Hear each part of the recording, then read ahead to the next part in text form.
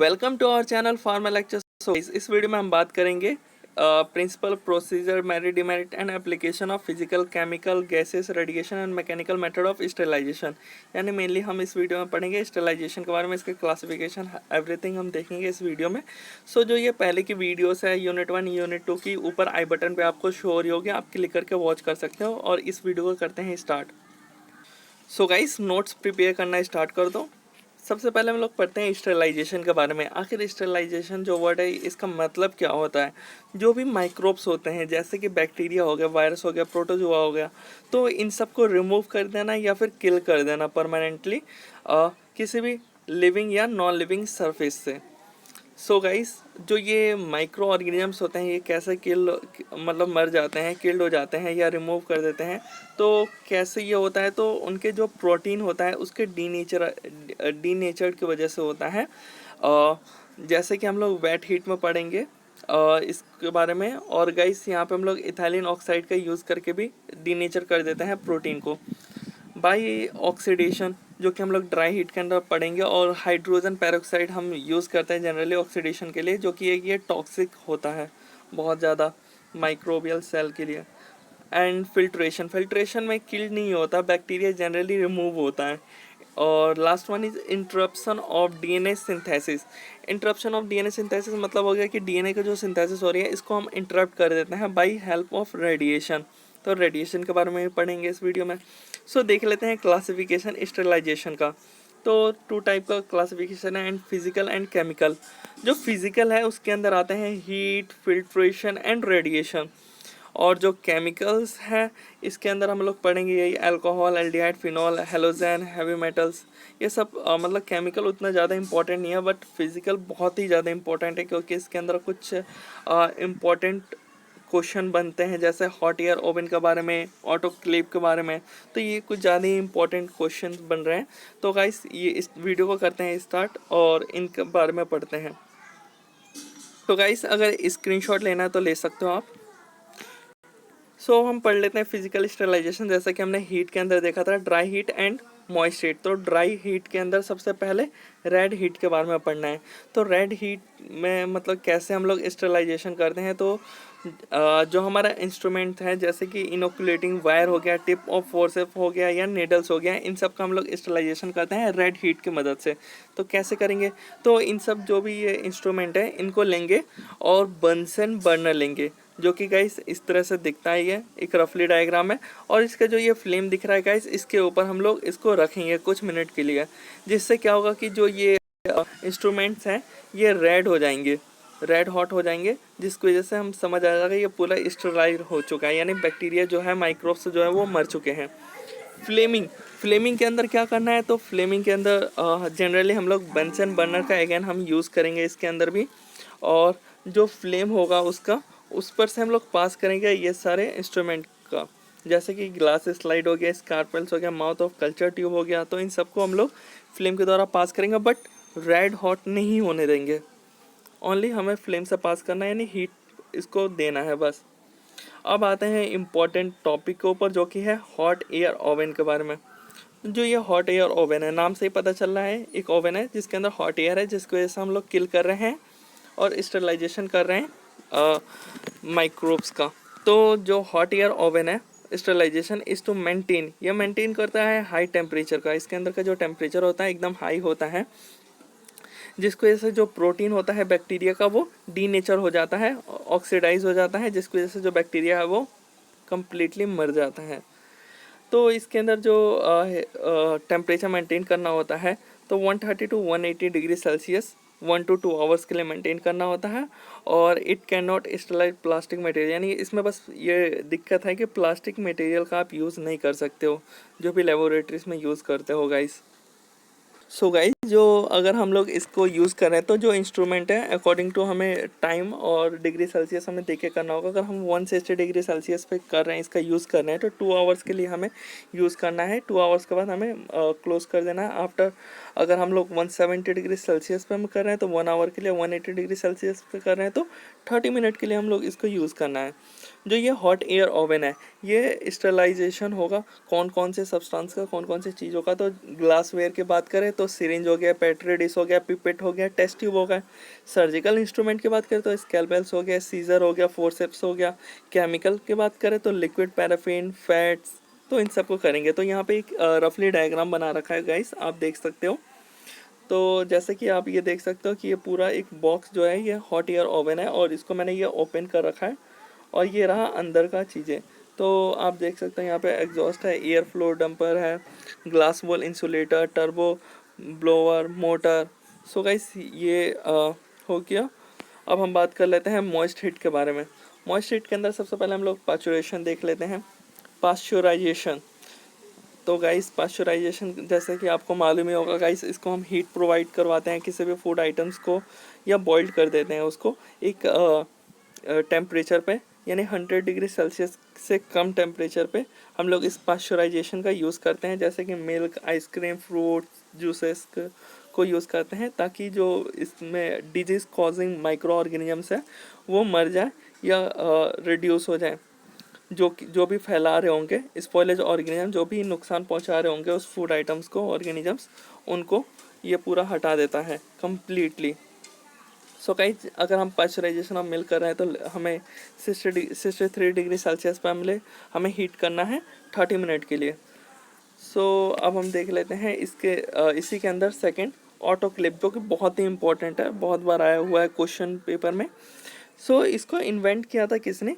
Charles चैम्बरलैंड इन 1884 में।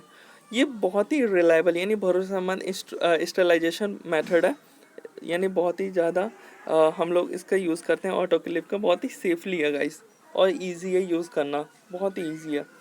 तो इसके प्रिंसिपल की बात करें तो it is based on the principle steam at high temperature, यानी इसके अंदर जो हम यूज़ करेंगे हाई प्रेशर का, जिसकी वजह से ये माइक्रो ऑर्गेनिजम्स को किल करेगा।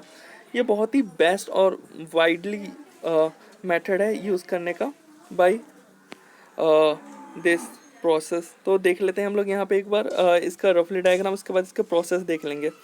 तो जैसे कि आप ये देख सकते हो मैंने अंदर का दिखा रखा है, वैसे ये एक कंटेनर टाइप में होगा गाइस, और कंटेनर के ऊपर ये सब होंगे। सो गाइस समझिए, मैंने कंटेनर के अंदर आपको शो कर रहा हूँ। सबसे पहले जो ये नीचे का होता है ना, हीटिंग कॉइल्स बोलते हैं इसको, ये आप ब्लैक में देख रहे होगे। तो इसके ऊपर तक हमें क्या करना होता है? पानी भरना होता है। और इसके अंदर ये बास्केट्स टाइप में होते हैं जिसके अंदर हमें इंस्ट्रूमेंट रखना होता है, जो भी हमें इंस्ट्रूमेंट का स्टरलाइजेशन करना है। और ऊपर गाइस ये आप देख सकते हो air removal valve, safety valve, pressure gauge और pressure control valve, lid, pressure vessel और वाटर लेवल हमें इतना रखना है। आफ्टर दैन इसके अंदर हमें इंस्ट्रूमेंट देना है और टेम्परेचर प्रोवाइड करवा देना है।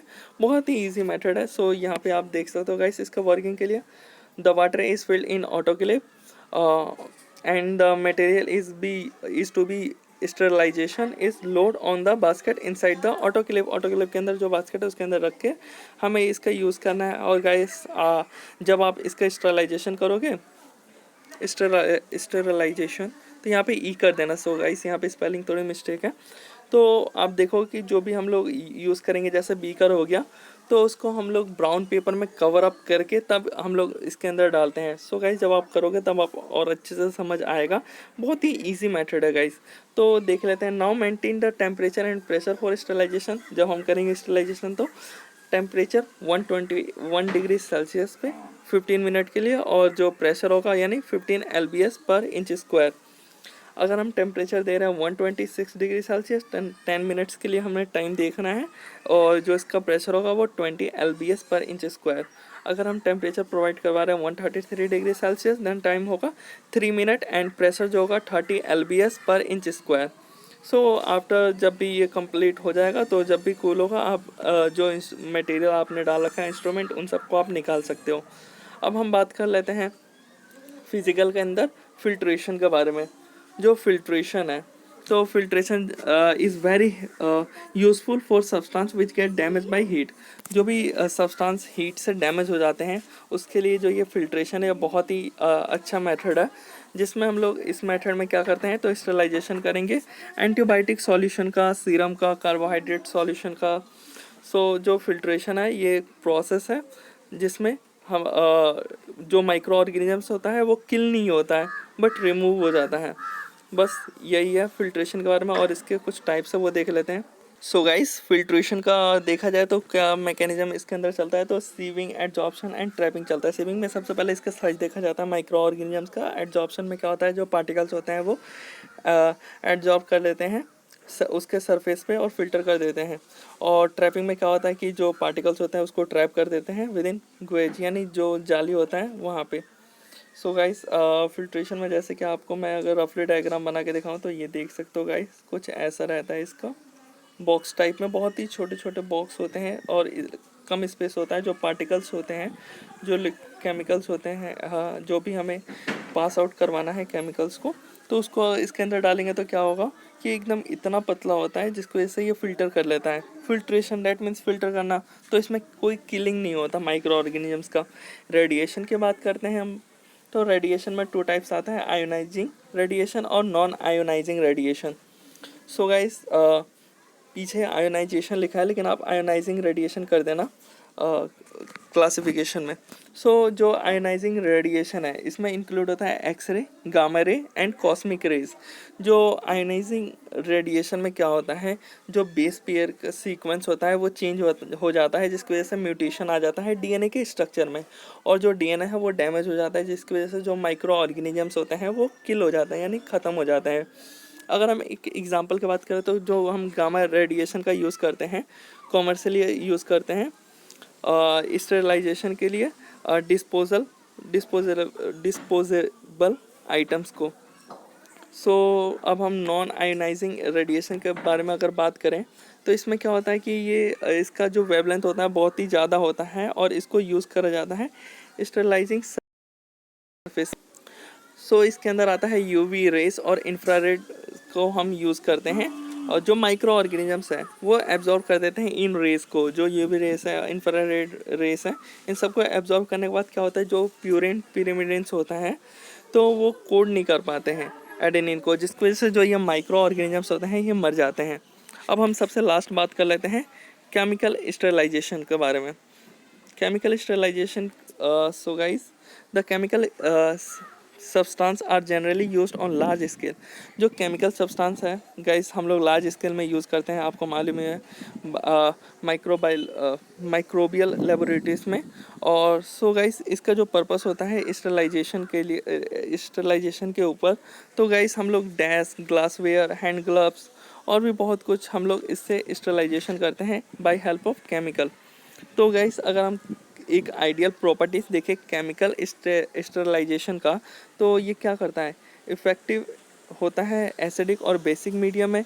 हाई पेनिट्रेटिंग पावर होता है। पेनिट्रेटिंग पावर आप समझते हो गाइस, अंदर घुसने के लिए, एंटरिंग के लिए किसी भी सेल के अंदर। So should be stable at high temperature, ये स्टेबल होता है हाई टेम्परेचर पर भी। सेफ़ और इजी यूज़ है, चीप और इजीली अवेलेबल होते हैं, और वाइड स्पेक्ट्रम एक्टिविटी होते हैं, यानी लार्ज अमाउंट में इसका एक्टिविटी होता है। तो जो केमिकल स्टेरिलाइजेशन है इसके अंदर हम लोग अल्कोहल, एल्डिहाइड, फिनॉल, हैलोजन और हैवी मेटल्स के बारे में पढ़ लेते हैं थोड़ा थोड़ा जितना हमें नीड है। अल्कोहल, अल्कोहल से हम कैसे कर सकते हैं, तो गाइस आपको मालूम ही है अल्कोहल यूज़ करते हैं हम लोग स्टेरिलाइजेशन के लिए, माइक्रो ऑर्गेनिजम्स के लिए। तो ये क्या करता है, किल करता है बैक्टीरिया, फंगी और एनविलोप्ड वायरसेस को। जो अल्कोहल है वो डिसॉल्व कर देता है मेम्ब्रेन लिपिड्स को। जो मेम्ब्रेन लिपिड्स है गाइस, ये एनविलोप वायरस जो होता है, वायरस के ऊपर जो एनविलॉप, वो मेम्ब्रेन लिपिड से बना हुआ रहता है, इसको क्या करता है ये डिसॉल्व कर देता है। और जो प्रोटीन्स होते हैं, जो भी माइक्रो ऑर्गेनिजम्स में जनरली जो भी प्रोटीन होता है उसको डीनेचर कर देता है, जिसकी वजह से जो माइक्रो ऑर्गेनिजम्स होता है वो सही से सर्वाइव नहीं कर पाता, यानी जो उसका सेल होता है वो लाइसिस करने लग जाता है, यानी ब्रेक डाउन होने लग जाता है, जिसकी वजह से जो माइक्रो ऑर्गेनिजम्स है वो मरने लग जाता है। एल्डिहाइड की बात करें तो एल्डिहाइड जो होता है वो एक्ट करता है न्यूक्लिक एसिड पे, और प्रोटीन जो प्रेजेंट होता है सेल के, और उसको क्या करता है ये इनएक्टिवेट कर देता है, जिसकी वजह से वो खत्म लग जाते हैं, यानी किल होने लग जाता है माइक्रोब्स। सो हम लोग मेनली यूज़ करते हैं जो एल्डिहाइड का, तो वो है फॉर्मेल्डिहाइड, ग्लूटाराल्डिहाइड और तो पैथालेल्डिहाइड। अब हम फिनॉल्स के बारे में बात करें तो phenol such as cresol, xylenol, Lysol and orthophenyl phenol are used as disinfectant. ये डिसइंफेक्टेंट के लिए गाइस यूज़ होता है और sterilize in hospital and laboratories में, यानी स्टरलाइजेशन पर्पज़ के लिए होता है। सो ये क्या करता है, जो फिनॉल है ये डिस्ट्रॉय करता है प्लाज्मा मेम्ब्रेन को और डीनेचर कर देता है प्रोटीन जो कि प्रेजेंट होता है माइक्रोब्स पे।